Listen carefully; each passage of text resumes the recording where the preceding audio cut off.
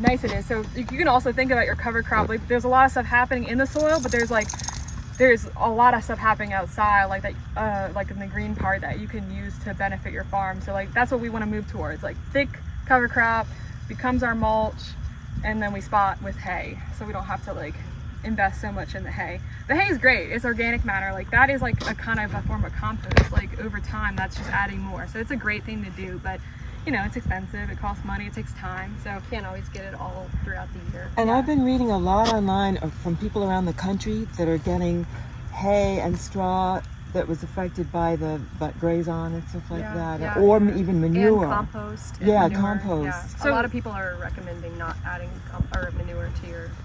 Or only go to a farmer you know, and you know that he didn't graze his, you know, it's spray very his tricky grass. down here. Yeah.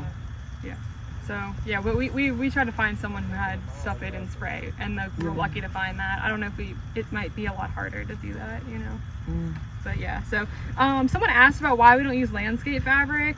Does y'all know what landscape fabric is? It's kind of like a form of plastic. Like those are the billboards, by the way. Like it takes 3 oddly shaped billboards to just, you know what I mean? That's what we were working with in the beginning. They're like $60 each, probably. Yeah. So I've used landscape fabric at other farms. I think it could be a useful tool, but it's just like more plastic. We want to move away from plastic. Like we don't really even want to use drip at all. We have drip because of the grant, but like really don't use it.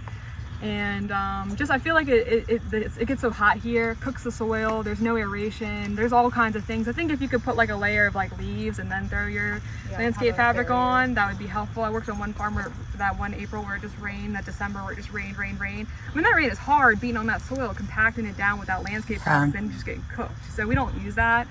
And we just spend money on hay, which, you know, is not a fine, like the landscape fabric will last longer, but for us this is more important.